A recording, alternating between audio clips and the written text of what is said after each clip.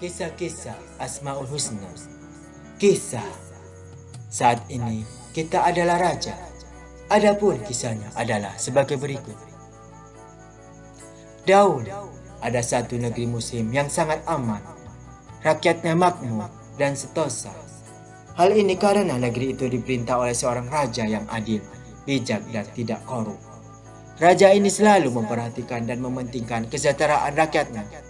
Dia senantiasa bertanya kepada para menterinya mengenai keadaan rakyatnya dan selalu diterima laporan bahwa rakyatnya makmur, sehat, dan aman. Suatu malam sang raja ingin keliling negeri melihat langsung kondisi rakyatnya. Dengan ditemani beberapa orang menteri dan pembantunya, sang raja secara diam-diam pergi keliling negeri.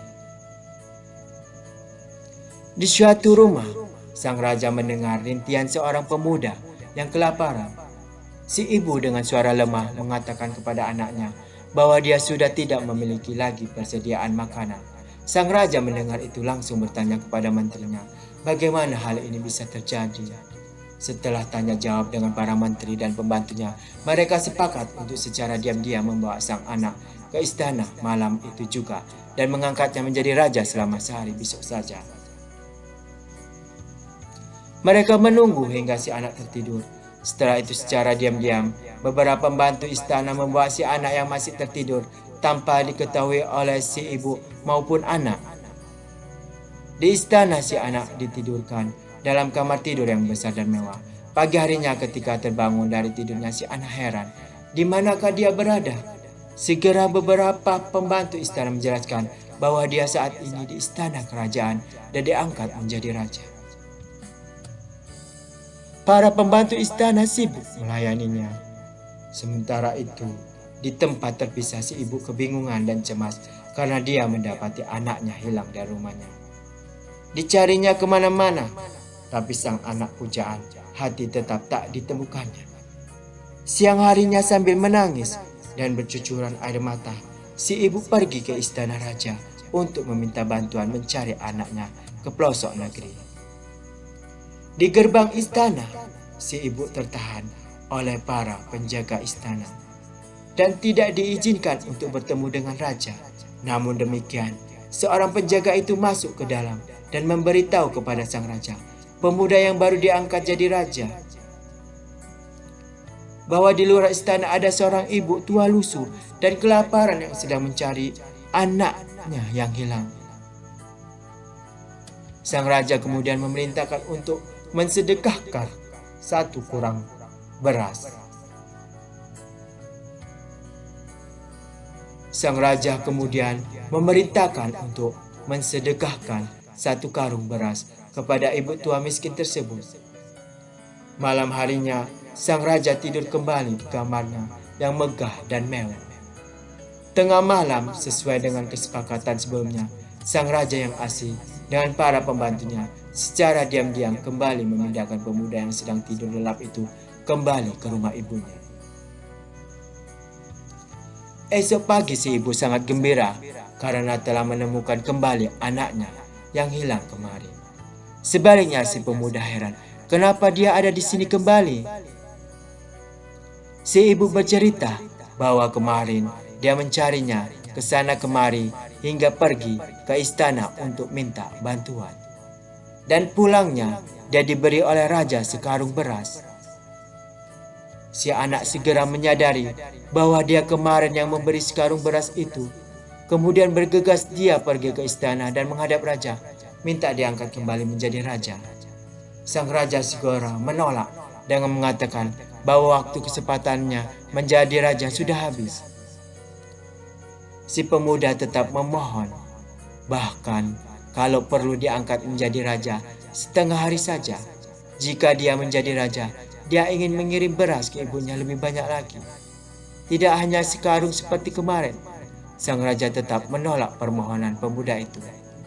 Sambil menghibah-hibah, pemuda itu minta hanya sejam saja, bahkan beberapa menit saja. Tetapi sang raja tetap menolak dengan alasan waktumu menjadi raja sudah habis.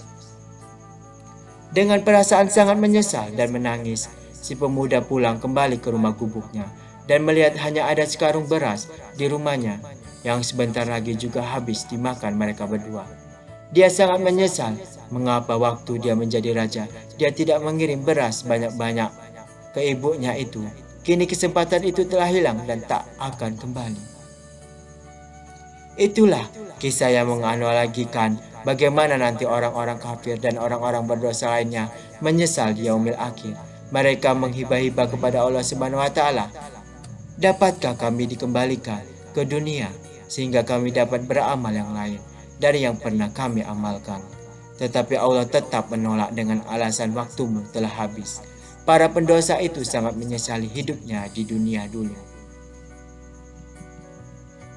Kenapa dia sangat kikir dulu? Seandainya dia dermawan, maka tidak hanya sekarung beras yang dia kirim, tetapi mungkin berton-ton beras yang dia kirim. Karena kiriman beras itu bukan untuk orang lain, tetapi untuk dirinya sendiri. Allah Subhanahu wa taala mengatakan, "Ingatlah, kamu ini orang-orang yang diajak untuk menafkahkan hartamu pada jalan Allah. Maka di antara kamu ada orang yang kikir, dan siapa yang kikir sesungguhnya dia hanyalah kikir terhadap dirinya sendiri." Beras itulah pahala. Oleh karena itu, gunakanlah waktu kita saat hidup di dunia ini untuk mengirim pahala sebanyak-banyaknya untuk bekal hidup kita di yaumil akhir kelak.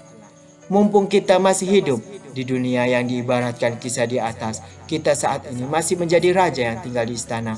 Anda saat ini adalah seorang raja. Gunakan kesempatan ini untuk mengirim pahala sebanyak-banyaknya. Jangan sia-siakan waktu Anda untuk mengumpulkan pahala sebanyak-banyaknya. Allah Subhanahu wa taala telah memperingatkan kita untuk menggunakan waktu ini sebaik-baiknya dalam surat Al-Asr. Demi masa, sesungguhnya manusia itu benar-benar berada dalam kerugian, kecuali orang-orang yang beriman dan mengerjakan amal soleh, dan nasihat menasihati supaya mentaati kebenaran, dan nasihat menasihati supaya menetapi kesabaran. Rasulullah SAW pernah ditanya siapakah orang yang paling pintar itu. Beliau menjawab bahwa orang yang paling pintar adalah orang yang banyak mengingatkan kematian dan dia mempersiapkan kematiannya itu sebaik-baiknya. Orang kafir adalah orang-orang yang menjadikan agama mereka sebagai main-main dan senda gurau, dan kehidupan dunia telah menipu mereka. Nah, begitulah kisah saat ini kita adalah raja. Semoga bermanfaat bagi kita semua untuk di dunia dan di akhirat.